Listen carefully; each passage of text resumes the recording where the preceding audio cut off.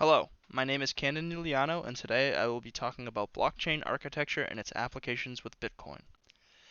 Here we have our outline. First, we'll talk about the motivation behind its creation, the history of blockchain architecture. We'll talk a little bit about we'll do an overview. We'll talk about the components that make up the blockchain, some consensus models, limitations, potential other applications for the technology's use, and the conclusion. So the motivation for the technology can be seen here in a peer-to-peer forum post by Bitcoin and blockchain creator Satoshi Nakamoto. He stated that he wanted to create a currency that was removed from third-party intermediaries such as banks for monetary transactions. He wanted to be able to remove the trust needed that you have to put into a bank to hold onto your money to keep safe and accurate records. Um, Bitcoin is meant to be a secure and transaction effortless currency, and he wanted to make sure that people can transact directly with one another without any sort of limitations or spending limits on it. Quick history is we can see that back in the late 80s and 90s, there was technology being looked at that blockchain would later utilize. We can talk about David Chaum's vault system in 1982, which was basically a distributed network that was maintained by several groups, and they each had vaults, which were essentially comparable to blocks on the blockchain. There's a Paxos protocol in 1989, and it was a consensus for computer models to come to agreement.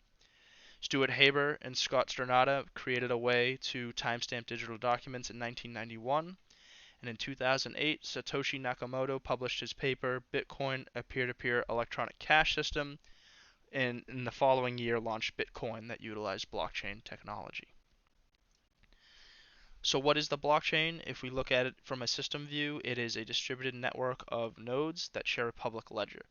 This network is a peer-to-peer system, meaning that rather than contacting one central authority, you are contacting another node in the network directly.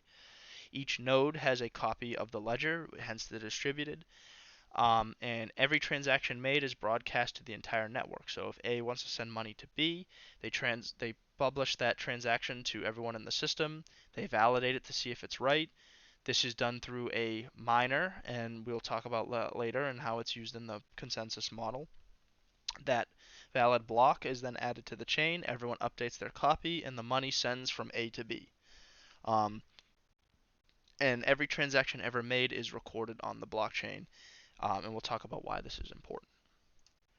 So there's three main components to the blockchain if we look at it from like a higher level. There's the application level, which is the human readable format, which would be your typical Bitcoin wallets. The lower level is then the decentralized ledger where the blockchain lives. This is where the mining is done, the transaction history is kept, participant records, so on and so on. And then finally, at the lowest level, we have the peer-to-peer network, which defines the nodes in the system and their roles, whether they're a miner or a validator, so on. So the first kind of component we're going to look at is the hash function. This is a cryptographic technique for hashing data. What this means is it's very similar to encrypting data, but the difference being that once you've hashed the data into a hash, there is no way to discern the original data that generated it. Um, any change in your data will generate a completely different hash, meaning that every set of data has a unique hash that will come from it. It uses a SHA-256 algorithm. The 256 comes from the fact that the resulting hash will be 256 bits. Um, so if you wanted to try and guess the original data, you would have to make 2 to the 256 guesses to try and guess the original data. 2 to the 256 is an astronomically large number, so it's feasibly impossible for anyone to do that. This is why it's a one-way transaction. The resulting hash is also represented as a 64-character hexadecimal string. On the right, you can kind of see a diagram of how this works. And there's kind of two types of hashes. There's a hash and then a digest, and the digest is created using a nonce, and we'll talk about what that is on the next slide. So, what is the nonce? It's also known as the proof of work for the consensus model. It's basically an arbitrary number that generates a digest or a computed hash with a certain number of zeros in front of it. The way the nonce is created is it's incremented and incremented one by one and put against the hash of the data to see if you can generate it in a certain configuration, the configuration being a set number of leading zeros in the front. This number of leading zeros is needed to show that work has been done, but also the number of zeros can increase because as more and more blocks are mined, there's less and less potential solutions, so you need to increase the number of zeros so that there are more solutions that could be possible. So the current requirement is that there needs to be 17 zeros in front of the resulting digest. Um, Looking for the nonce is what's known as mining. On the right, you can see a quick demonstration of it. So you run your data, in quotes, blockchain plus the nonce through the SHA-256 to generate something starting with a set of zeros. So the first one you can see, blockchain with a nonce of 0, doesn't work. Blockchain with a nonce of 1 doesn't work. And you keep guessing up into the hundreds of thousands until you get a nonce that generates that required number of zeros. Another aspect is the public key, private key, and signatures. This is not unique to the blockchain, but the way it works is when you want to send data to someone or a transaction, you sign it with a digital signature. That digital signature is encrypted using the user's private key. The counterpart to the private key is a public key, and they're mathematically linked to one another. Difference being the private key is only to be held by the person who generated the keys, and the public key can be given to everyone. The way the public key works is if you encrypt data with your private key, sign it, and send it over, only your public key can decrypt that data. And vice versa, if you want to be able to send data to someone that only they can see, you can use their public key to encrypt it, and then their private key will decrypt it. It's a great way to ensure trust among people in a system that you don't normally deal with or know. As we said, there's transactions. These are probably fairly self-explanatory, but they're basically an interaction between parties, such as an exchange of money. These transactions require the cryptographic techniques. Transactions are blocks on the blockchain. The blocks are made up of a history of transactions.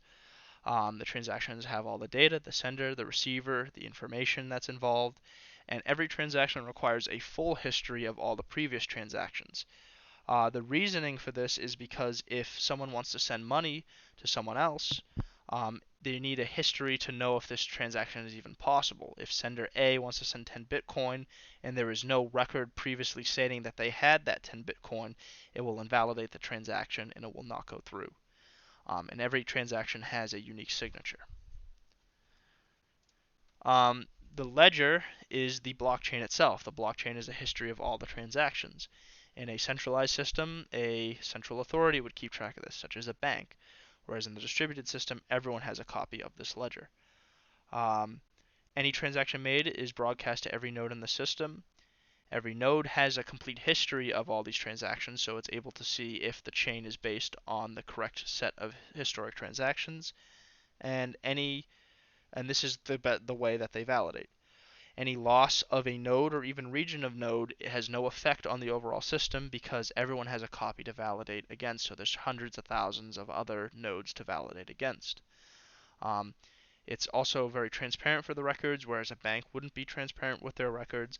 And since the nodes are very diverse in terms of hardware and software, an attack that works on one node isn't guaranteed to work on another node, meaning that the system is generally pretty secure. So we'll talk about blocks and the chain. A blockchain is exactly what it sounds like, a chain of blocks. The blocks in the chain are made up of two main parts, the header and the data. The data being your transaction list, so on and so on, and the header containing the hash of the previous block, the timestamp, the nonce, and the hash of the block data. So that would eventually be the digest if you use the correct nonce. The reasoning you need the hash of the previous block is because the block, if any transaction data is changed in a previous block, it changes the resulting hash. The block following it will have been looking for the original hash before it was changed and will not see it and invalidate itself in every block following it. The reasoning, and so this means that you cannot tamper with old data, as in the rest of the chain will then become invalid. You can mine to find the new hash of your change data, but then you will have to mine every block following it. And seeing as the chain is always being added to, you would have to mine all the pre-existing blocks and keep up with the new ones. and then have to somehow transmit a block that has more computational power than every other network in the node, every other node in the network. Excuse me. Um, each chain is based off of a genesis block that has a hash of all zeros, and it is the only pre-configured block in the chain.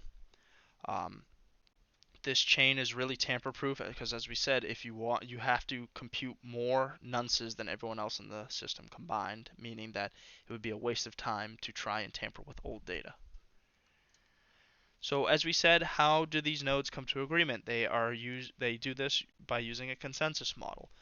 This ensures that the nodes agree in lieu of a central authority. When a transaction is broadcasted out, nodes are competing to solve for the nonce, and sometimes some can solve it at the same time and publish two valid blocks. And so you say, how do you determine which block is valid? In the system that Bitcoin uses, it is whichever chain has the most work done on it, meaning that more people have seen that block and validated work has been done, meaning more consensus has been put into that, so that is the chain that you will default to. This is what defines the good behavior for nodes to follow, and anyone going against this can be considered an attacker. So Bitcoin uses the proof of work consensus model. This is known as mining. As we said, mining is solving for the correct nonce. Blocks need to be worked in order to be added to the chain. The broadcasting of the correct nonce is proof of that work, and this deters attackers from broadcasting invalid blocks. As we said, people are most likely working honestly to mine blocks. If you go against that, you are wasting resources trying to prove that your block is the correct one versus everyone else who is saying a different block is correct. It requires an enormous amount of electricity and time, and you won't outpace everyone else mining honestly. You would need 51% of all the computing power in the network, which is impossible to do, in order to show that your chain is more valid. Um, Incentives for mining is that you are rewarded with Bitcoin. Every block you mine, every nonce you solve, you are rewarded with 6.25 Bitcoin. Another consensus model is proof of stake. Bitcoin does not use this, but we could still talk about it. It's going to be used by Ethereum moving forward, but this system relies on the fact that if you're putting resources into a system, the more likely you want it to succeed. Rather than mining for blocks, you are rewarded with currency by conducting transactions. This system also has the benefit of you cannot be overcome unless you have 51% of the computing resources. So some limitations to Bitcoin and the blockchain is that it is very resource intensive. It takes a lot to buy the hardware to mine for the blocks, and then there's a lot of electricity costs involved with them. There's been many papers that I saw in my research, which we won't get into, but state how bad Bitcoin is for the environment from just the crazy increase in electricity costs of mining and maintaining the system. All the nodes in the system need to agree with one another, so this can be time extensive to have them do this. There's no way to reverse a transaction because, as we said, you can't tamper with old data. So once the transaction is valid, there's no way to change it. The Bitcoin blockchain is one blockchain, so as it grows and grows and grows, you need more and more storage requirements to hold that ledger information. And all of that information on the ledger is also public knowledge, meaning that more sensitive information shouldn't be stored on a blockchain. There are many other applications that people are looking into, the most popular recently being NFT marketplaces. These are essentially a blockchain that has digital ownership of digital art. This has blown up recently a lot, and there are many other ways people are trying to use it, such as voting mechanisms, supply chain monitoring, Internet of Things have a bunch of nodes in a system that can communicate through a block node one another. So there's a lot of potential things moving forward people have started to research in outside of just a digital currency. So in conclusion, Bitcoin is revolutionary for currency. It achieved what it wanted to do. It created a transaction system, a currency without a central authority. It works and people can transact with one another and make sure that there is a consensus among all the users in the system. It's very early in its development, yet it is widely understood already, meaning that it can be used for other applications much faster now that people are readily able to see it and understand it. It's very sound in its cryptographic practices, so it is secure. It isn't faking that it wouldn't be a safe currency to use, and it is working as intended. Um, though it has its limitations, it will be a very useful tool moving forward because blockchain technology, as we said, can be utilized for other things, and it will just become a more common practice tool as the future moves on. Uh, Thank you for listening to my presentation. I had a lot of fun working on this. I've wanted to research the blockchain and Bitcoin a lot, and I just haven't had the excuse to do it. This paper was really good, and I have a pretty good understanding of how it works now, so I was very excited to take this on. Below are my references and where I got my information, and thank you again for listening.